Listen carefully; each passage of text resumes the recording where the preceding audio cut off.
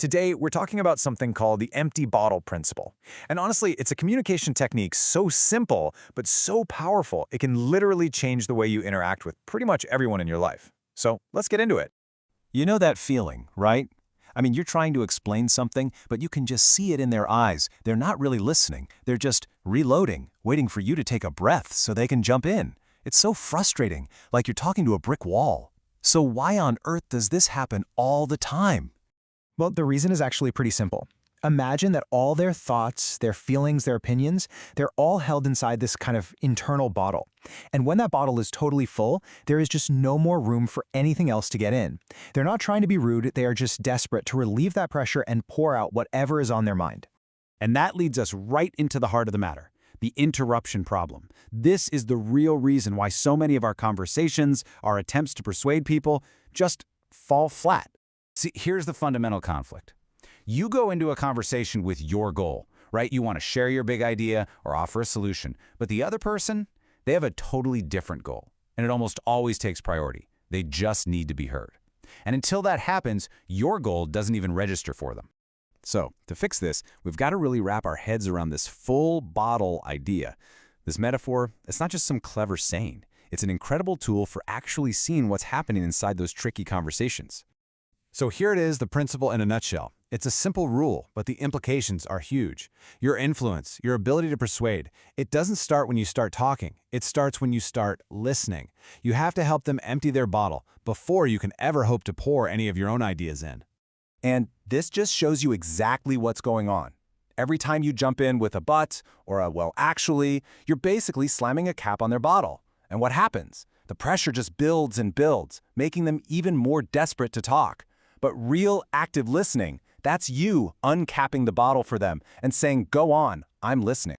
Now, this isn't some new age idea someone just cooked up. This concept has deep, deep roots in the work of one of the all-time masters of communication, Dale Carnegie. It all started with one of his core insights. Dale Carnegie, the guy who wrote How to Win Friends and Influence People, he absolutely nailed this decades ago. And just listen to the words he uses. Crying for their own expression. That's not just a casual want. He's saying it's a deep, powerful human need to be heard and understood. So what Carnegie really got was this simple truth. It's a capacity issue. When someone's mind is just overflowing with their own points, their own feelings, there's literally no mental space left to even consider what you're saying. Their bottle is full, period.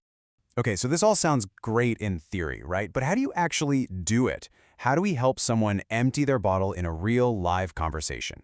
Let's get into the practical step-by-step guide. All right, step one, and I'm telling you, this is the hardest part. You have to truly commit to being silent. That means you have to shut off that little voice in your own head that's already building a counterargument. Just listen. Step two, you show them you're listening with active cues. A simple nod, an I see, or a go on tells them it's safe to keep pouring. And finally, step three, and this is so important, wait for the pause. Not just a pause where they're taking a breath, but that real pause, the one that says, okay, I'm done. That's your signal. The bottle is finally empty. And when you actually do this, when you follow these steps, the entire vibe of the conversation it transforms. Suddenly, it's not about winning an argument anymore. It's about creating a real connection. And that's where genuine influence comes from. So what's the big payoff here? Well, once their bottle is empty, they feel this incredible sense of being heard and respected by you. That right there, that builds trust instantly. And only then, once they feel truly understood, do they become open to hearing your ideas. And the craziest side effect of all this? People will see you as being incredibly charismatic and influential, not because of what you said, but because of how well you listen. So if you take only one thing away today, let it be this. We always think of listening as this passive thing, you know? Something we do while we wait for our turn to speak. But the empty bottle principle shows us that's totally wrong. Listening is an action. It's a strategic, powerful, active tool, and it might just be the most important one you have for building real influence. So think about it. Who in your life needs this? A coworker, a client, your partner, a friend? In your next big conversation, ask yourself this question. Because the moment you stop trying to fill them up with your ideas and instead focus on helping them empty their bottle, that's the moment you become a truly influential person.